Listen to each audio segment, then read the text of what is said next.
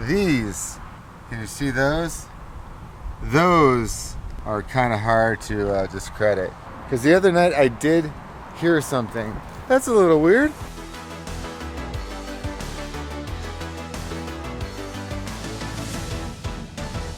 Like I said the other day, or actually yesterday, we were on our way home. We took a little stop so Allie could get some rest. Oh, that's kind of creepy. I don't know what the heck that is. Is that a bear? No, bear is just like, hey, how's it going? Just want to leave my pod ring.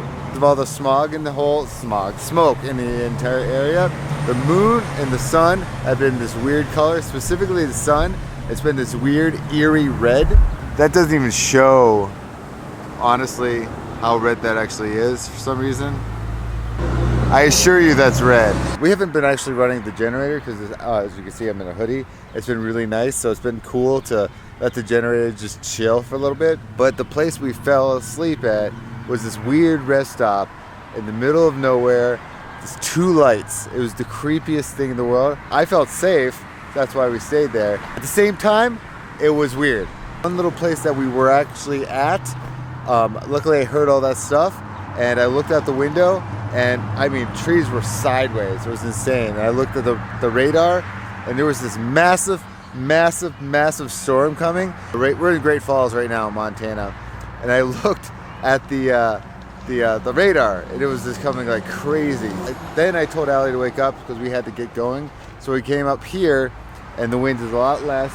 It's still there. It's not going 25 miles an hour and I can go get some stuff, aka latex gloves for changing the sewer. Man, that sun, I wish I could show you how bright and red it is. One thing I've learned about this road trip is that we have the most difficult time getting ourselves on the road because there's always things that we figure out we need to do as we're on the road, so we end up having to stop again. So we're stopped again.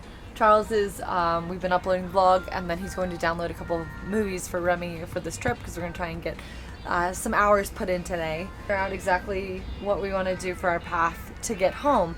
So we're going to go like North Dakota to Minnesota and then to Wisconsin, and then we were going to make our way down to like Illinois, and I think that from Illinois we were going to head to like Tennessee, Georgia, and then head home. Obviously, you guys know we've had this like crazy beginning to our RV trip where I don't even know how the generator was doing something silly in the beginning, and then a couple days after that our RV broke down, and then we were kind of not stranded, but we went to Trinidad, and then we went to Colorado Springs, and then we were there for about 2 weeks, which ultimately made us like reroute our entire trip and replan everything, and then we've had little hiccups here and there. When the RV broke down, okay, we were really concerned that this was like a really big mistake on our end. Like we got a limit and like we invested money that we should have invested, and like we should have just bought a new one and yada yada, and like we were just really nervous because I don't know if you guys knew this, and maybe we've spoken about it before, but we had a certain budget for this RV. We did not want to spend over that. You know, for everything that we've kind of purchased in our life, we've set aside a certain amount of money or earned that certain money and made sure that it was something that was doable without dipping into other things. We ended up not preparing for the breakdown situation, and we were concerned that, you know, we were investing too much money into this RV and that we made a big mistake, and that the only way that we could really make up for this situation was that when we get home, once everything was in tip-top shape, we would have to sell it. We were really thinking that, like, that was really what our mindset was when we were sitting in this hotel room waiting to see if our RV could be repaired.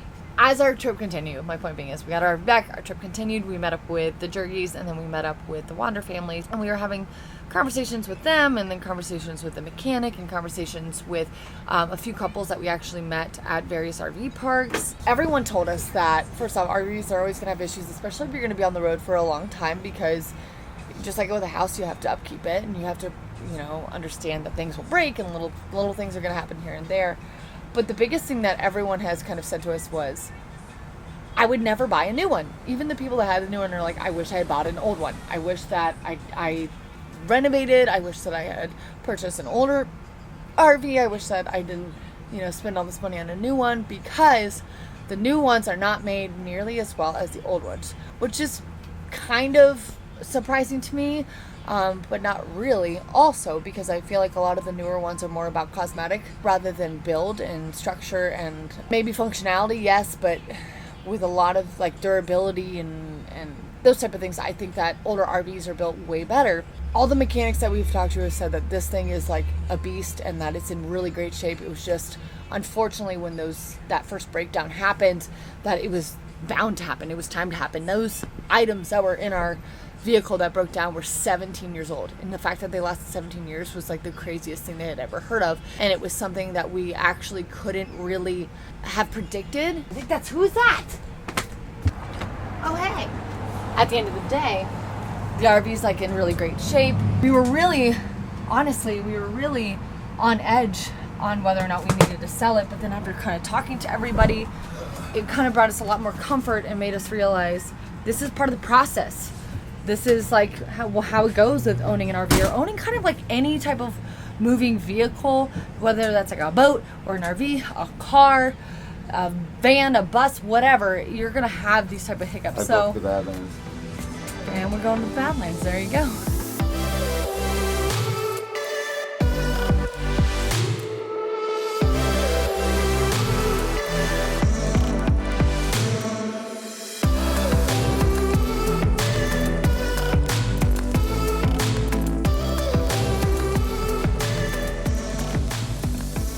We are deciding to take a little pit stop at a little like a RV park. Wow! Whoa! Or the fact the wind is going insane. I was trying to close it. Oh no! It snapped it. Oh no! There's some heavy wind. It looks like I gotta fix that thing. But yeah, we're definitely gonna be stopping because the wind gusts are insane right now.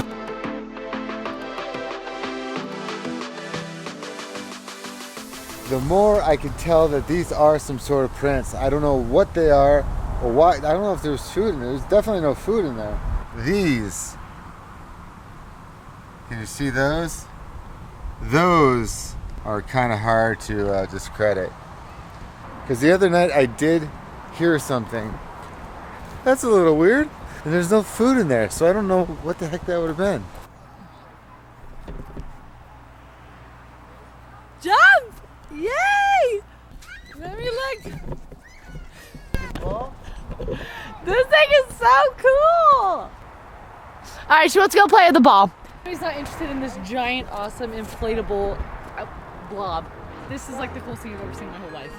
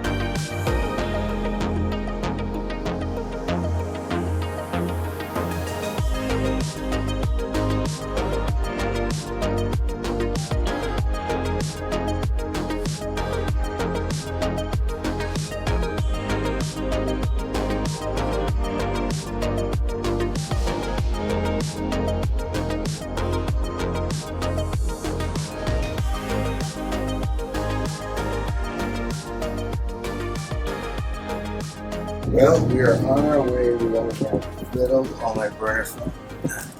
Sorry guys, I have a burner phone. We actually got this in case we actually needed it while hiking. But guess what? When we were hiking, we had no service with our burner phones. Yeah, we were so close to, not to say Glacier, I'm so used to it. We're so close to Badlands. I have actually no expectations in this. We just figured, we're going home. And we're able to time it out to where it's not 106 degrees, where it's like 77 as a high, which is beautiful. And That's unexpected stop. yeah, exactly. That's what it's going to be. And the fact that I was able to figure out the timing and delay what we needed to delay to avoid the 100, it was like 101, 102, 106, 107 was today. Um, but then it just drops down like crazy. I figured since we kind of timed it perfectly that it was a no-brainer to at least try to go check out the Badlands on a really cheap, awesome spot, like 10 minutes, 5 minutes away. We'll see how it goes. If you guys have any specific sections of the Badlands that we should see, I heard of some, but there's always some little like local ones that people can think of. Thank you so much to CTFxC patrons. And by the way, I confirmed with a couple people. Those little ones were bear paws. The big one, probably not. That was probably a hand or something like that. But those little tiny ones, unless Diesel and Zoe's not doing anything. Diesel's hopping on our RV last night because we were in the middle of I didn't film it. We were in the middle of nowhere at this rest stop, like legit. Like it was we were the only ones. It was like Middle of the Montana Mountains. The mountains in Montana, I should say. 45 minutes away from town, like either side. The view was really, really crazy. It was so dark, there was not one light on the road. Only like when we saw from that interior time, which was an hour and a half, was the light that was at the rest stop. Not even kidding you.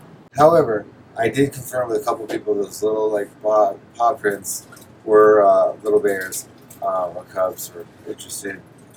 Who knows, dogs. I actually didn't look like dogs. At any rate, I did hear some scuffling yesterday morning, because I slept out here just to make sure everyone was safe. Papa Bear mode. It's very appropriate for me to say that. I had to be here making sure everything was okay and all kosher. The other day I was calling the video, like, watch out for bears. This happened. See where this tomorrow takes us.